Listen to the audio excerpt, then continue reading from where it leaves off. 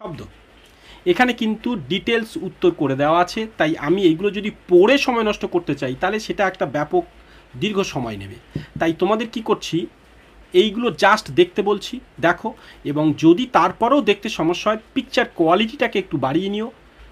তোমাদের সচরাচর picture quality থাকে 144, তো সেটা আমার এখানে কিন্তু 4K পিকচার দেওয়া থাকে, অতএব যত খুশি ইনক্রিজ করো বেটার হবে।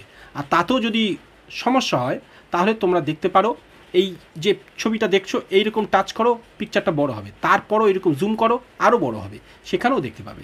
চলো, শ্রুতিগোচর শব্দ, শ্রবণেতর শব্দ, শ্রবণোত্তর শব্দ উপরে দিয়েছি, দেখো প্রত্যেকটা কি কি ডিটেলস। তরঙ্গ কাকে বলে, তরঙ্গ গতি কাকে বলে, দেখো ডিটেলস।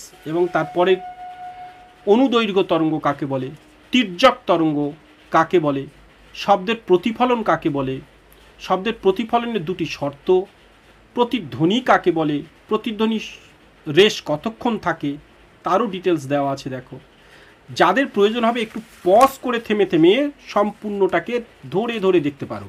আর যেহেতু ভিডিওটা যাতে লং না হয় আমি সে চেষ্টা করছি, তাই একটু তাড়াতাড়ি যাচ্ছি। শব্দ নির্বন্ধ কাকে বলে, শব্দের শব্দের কতক্ষণ পর প্রতিধ্বনি শোনা যায়, দেখো 1-10 সেকেন্ড। শব্দ থেকে প্রতিধ্বনির দূরত্ব কম্পাঙ্কের কত হওয়া উচিত, 33.2 মিটার। শ্রোতা ও প্রতিফলকের মধ্যে দূরত্ব কত হবে, তাহলে 33.2কে 2 দিয়ে ভাগ করতে হবে। তার মানে বলছে শব্দ থেকে প্রতিধ্বনির দূরত্ব কত হওয়া উচিত, তার মানে শব্দ থেকে প্রতিধ্বনির দূরত্ব 33.2 মিটার। তাহলে ধরো এইখানে তুমি দাঁড়িয়ে আছো, এইখান থেকে একটা শব্দ করলে, তা শব্দ থেকে প্রতিধ্বনির দূরত্ব, এইখানে তোমার দেওয়াল আছে, তাহলে শব্দটা এরকম যাবে আবার ফিরে আসবে তোমার কাছে, তাহলে দুবার পথ অতিক্রম করবে। তাহলে এই যে 33.2 মিটারটা আছে, এখান থেকে একবার যাওয়া আবার আসা, তাই তাকে 2 দিয়ে ভাগ করা হয়েছে।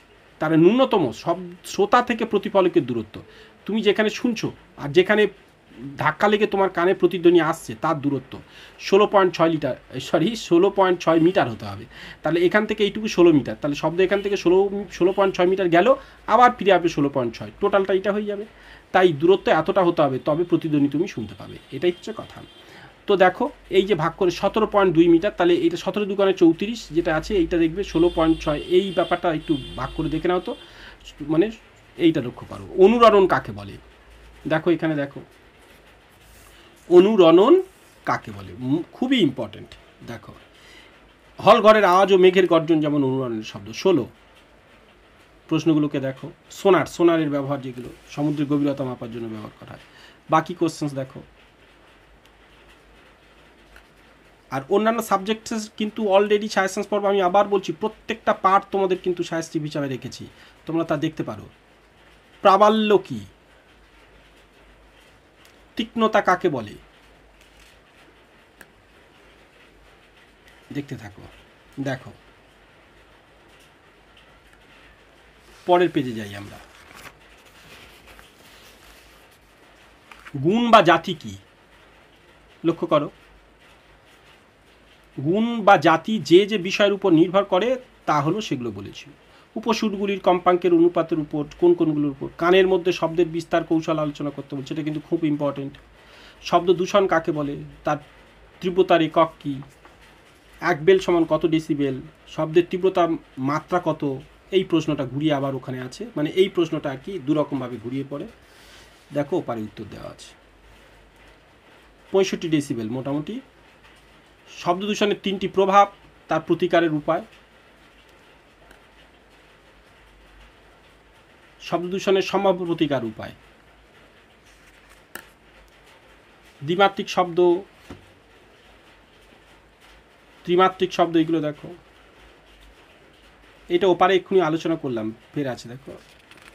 শব্দ উৎস থেকে প্রতিফলক কত সময়ের পার্থক্য, 1.5 সেকেন্ড, মানে 1/5 সেকেন্ড এলে তবে তুমি সে শব্দ শুনতে পাবে, তা নাহলে পাবে না।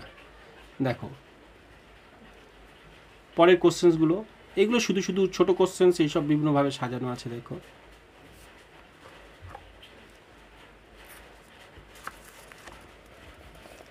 বিভিন্ন অনুশীলনী কোশ্চেন্স উত্তরগুলো সেগুলো করে রাখা আছে ডিটেলস। দেখো পরের পেজে আসছি। সোনারের পুরো অর্থ খুবই পরে, শব্দের প্রতিফলনের সূত্র, আবার অনুরণন, এগুলো কিন্তু ওপারে আমি দিয়েছি, এগুলো অনুশীলনীতে ছিল, সেগুলো আবার এগুলো করা রয়েছে। তরঙ্গ কিছু কিছু, যেমন দেখো অনুদৈর্ঘ্য তরঙ্গ, তির্যক তরঙ্গ, এই অঙ্কগুলো ওপারে করে রাখা আছে। এখানে যে দাগ নম্বর বসানো আছে এগুলো কিছু কিছু অঙ্ক ছিল, ওপারে শেষে দেখাচ্ছি আমি তোমাদের। 7, 8, 9, 10,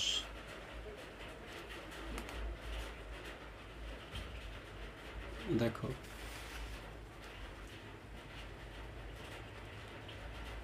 শব্দ দূষণের দুটি ক্ষতিকর প্রভাব, এটা দেখো।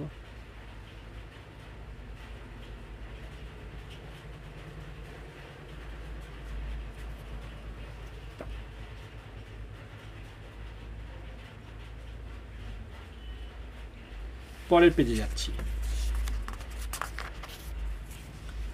এইখানে দেখো কিছু ছক পূরণ যেটা দেওয়া আছে, দেখো সুর কাকে বলে, স্বর কাকে বলে, সুর স্বরের পার্থক্য, মূল সুর, উপসুর। এইখানে দেখো এই যে এইটা খুব পড়ে, সব সমমেলি উপসুর কিন্তু সব উপসুর সমমেল নয়, এই প্রশ্নটা কিন্তু খুবই ইম্পর্টেন্ট। বাকিগুলো দেখো, এই যে ওইগুলোর এবারে এখানে উত্তর, অর্থাৎ এখানে যে প্রশ্নগুলো করেছি না, এই প্রশ্নগুলো এক্ষুনি তোমরা যেটা দেখলে, এই যে এই করা কোশ্চেন্স, তার উত্তর এখানে দেওয়া আছে। এই যে সুর স্বর, সুর স্বরের পার্থক্য, মূল সুর উপসুর সমমেল অষ্টক কি, এই যে সব দেওয়া আছে এই নিচে নিচে। পরের পেজে চলে যাচ্ছি। দেখো দেখো এই যে উত্তরগুলো সব সমমেলি, যেটা এক্ষুনি জিজ্ঞেস করছিলাম, এই বলছিলাম তোমাদের। এই যে দেখো শোনার অনুভূতির ভিত্তিতে শব্দ কয় প্রকার, কি কি, সুরযুক্ত সুর বর্জিত শব্দ কাকে বলে। চলো তার পরের পেজে যাই।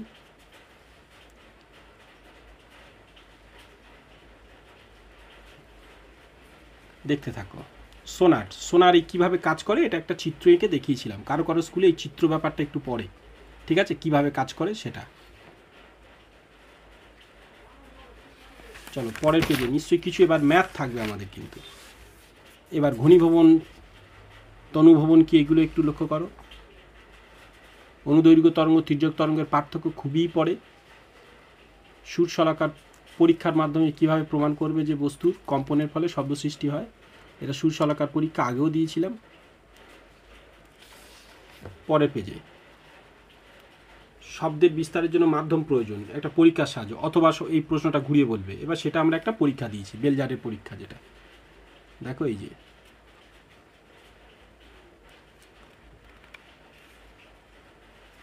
চলো পরের পেজে যাই।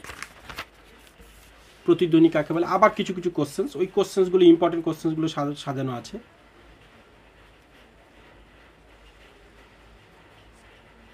দেখো এবং পরের পেজ, এগুলো একসঙ্গে করা আর কি, ঠিক আছে। তাপ, এগুলো কিছু কিছু ইম্পর্টেন্ট কোশ্চেন্স, এগুলো ওই তাপ বা এই সবগুলো ইত্যাদি থেকে, তবু তোমাদের এগুলো দিয়ে রাখলাম। এগুলো দেখো, এই কয়েকটা অঙ্ক দেওয়া ছিল, এগুলো যদি এগুলো আমি স্টুডেন্টদের ক্ষেত্রে করেছি, অঙ্কটা বসানো থাকলে তোমাদের ভালো হতো। তো যাই হোক, সবার এক্সাম ভালো হোক, অন্যান্য সায়েন্সটি পর্ব দেখতে থাকো, বেস্ট।